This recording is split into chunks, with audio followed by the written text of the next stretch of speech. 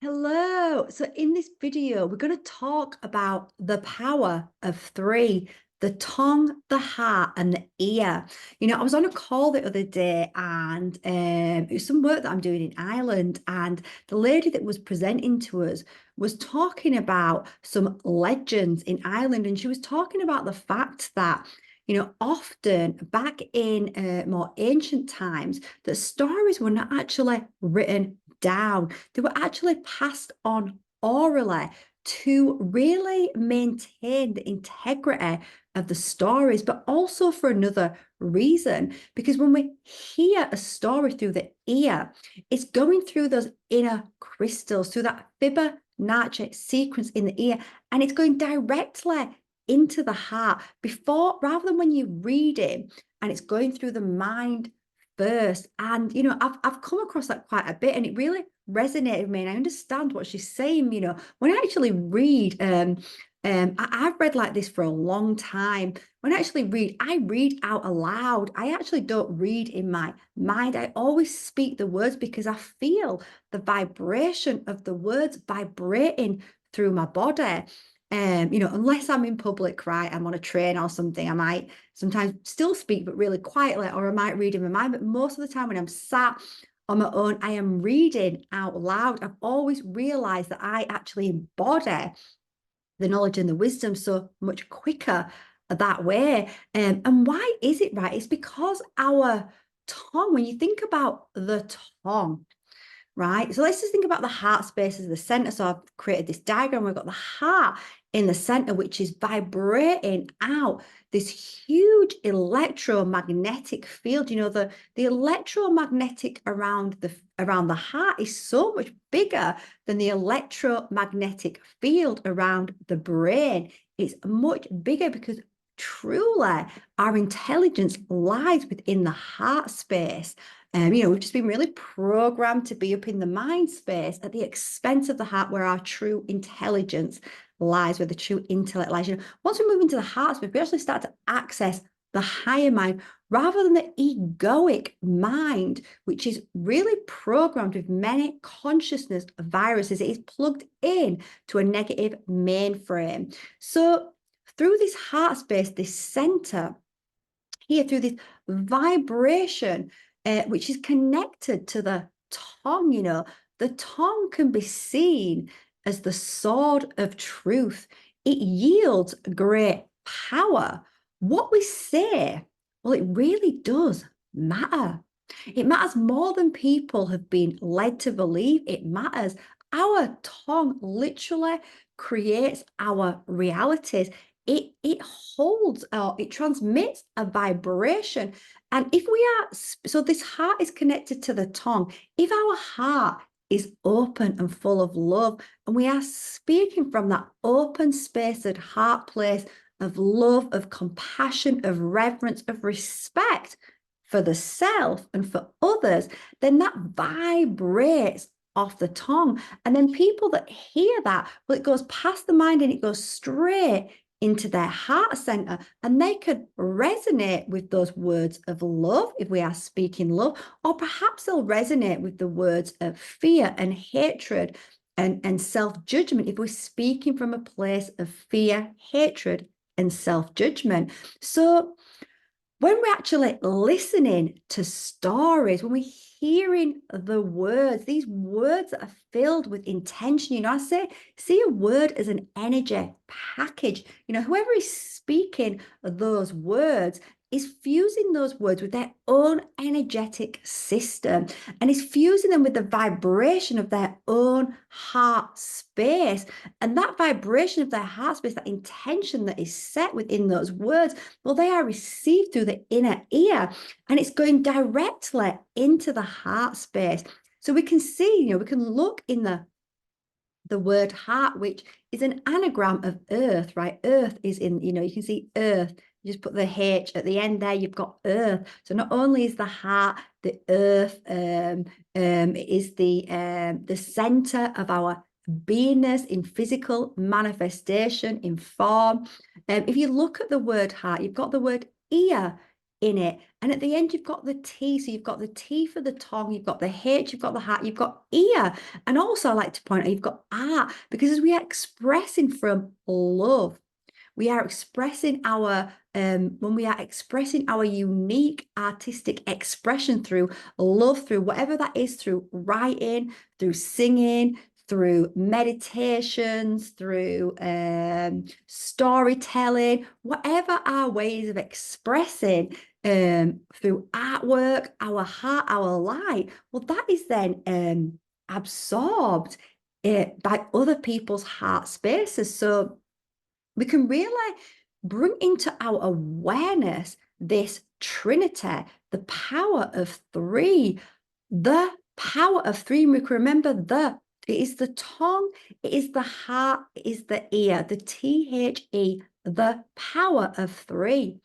So I want you just to feel this with me, right? So you can feel this vibration and you can feel, so we have this throat chakra, which is here. If you put your hands on your throat, just say anything, hello, you can feel it vibrate and you can feel the vibration. A vibration and energy field is being emitted from the throat chakra. Okay, and if we just feel here on the heart and just say anything again, just say hello. Again, you can feel the vibration in the heart. And just here between the throat and the heart is the higher heart. And if we activate this heart center, we activate the higher heart and we start speaking from our spirit, from our truth, from wisdom, from absolute unconditional love. So I just want you to experience now. I just want you to put your hands, just kind of put them on your heart, but at the top of your heart. So it's kind of on your heart, your higher heart, around your throat as well. So just put your hands here. I just want you to close your eyes. And I just want you to repeat these words after me and feel the vibration of these words within, traveling through your ears as you hear these words, as you repeat these words, traveling from the heart space to the tongue, from the tongue to the heart. I want you to feel that vibration. I am so grateful for my heart. My heart holds so much knowledge and wisdom.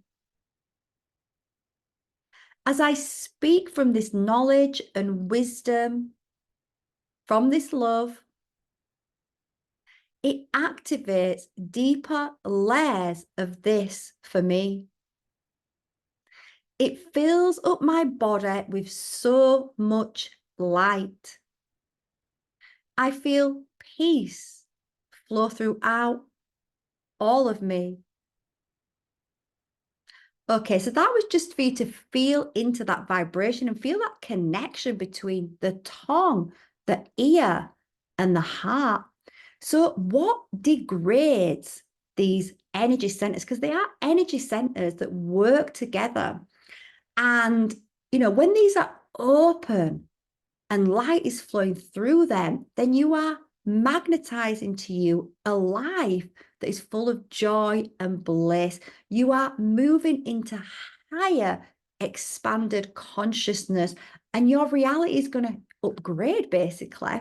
So, but when we are degrading these energetic centers through things like self degradation, when we talk bad about the self, when we judge ourselves, criticize ourselves, when we lack compassion for the self, when we're in those kinds of negative energies about the self, which is really abusing the self, when we're in those energies, we are closing down the throat. You'll notice yourself moving into anxiety and stress, and your throat will start to close down. And when we are gossiping about other people or judging other people, so this all is about the self and others. So when we're being critical of the self, when we're judging the self, or when we're being critical of others and judging others, it actually, your vibration, what you say, it matters. It really matters. And we've not been taught this, right? We've grown up in a place where gossip, judgment, self-degradation, criticizing others is just standard, normal day-to-day realities. We've grown up hearing our parents gossip about people, not because they're bad, not because they're wrong, because they have grown up hearing the same, because it's all over the TV. It's encouraged, it's glorified. We have gossip magazines, we have the media that are hateful towards all people. And then we think that that is normal. So when we are in those energies, just know that, put your hand on you, you could feel that vibration. So when you are talking negative towards yourself, it's not just going outside of you, it's going inside of you. It's vibrating in your heart, in your ears, in your tongue. Now, when we are talking like that about someone or the self, it's coming from a wounded heart space, right? It's an indication that we've got healing to do in our own heart space. So we don't need to judge ourselves. It's about actually just bringing awareness to this. I tell this story about in 2020 when all of that pandemic unfolded. I used to pride myself on being a non-judgmental person. I used to think, I'm a non-judgmental person, live and let live.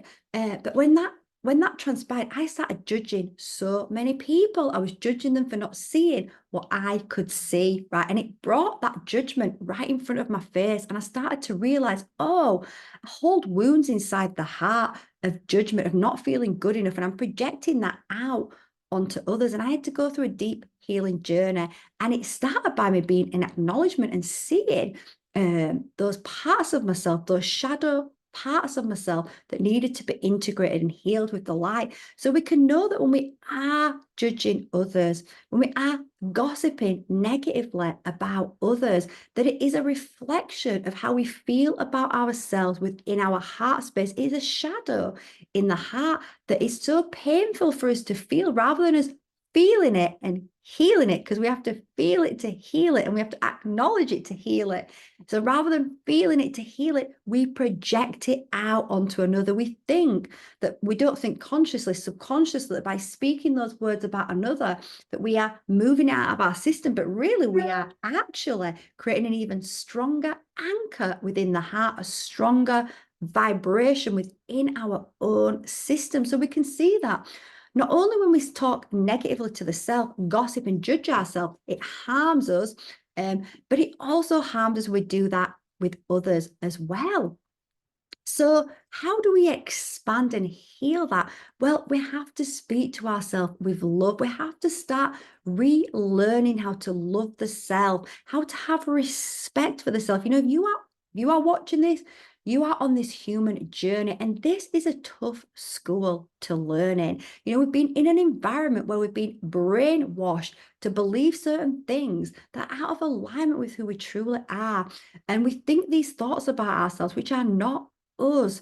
And we go through difficult experiences as children, and we think that's because we've done something wrong, we're bad, we feel guilt, we feel shame, but that is not the truth of who we are. So we have to decide to be our own parent and think about speaking to ourselves in a way we would speak to a child that we wanted to thrive and grow. The body does hear you. It does keep a score of the vibrations that you are choosing to embody by speaking the words either to the self or projecting them out to another. So we start to learn to respect, love ourselves, have compassion for the self. We're being acceptance of where we are. If we're going through a difficult time, accept it is what it is and open up to solutions to come in. We start to seek higher truths.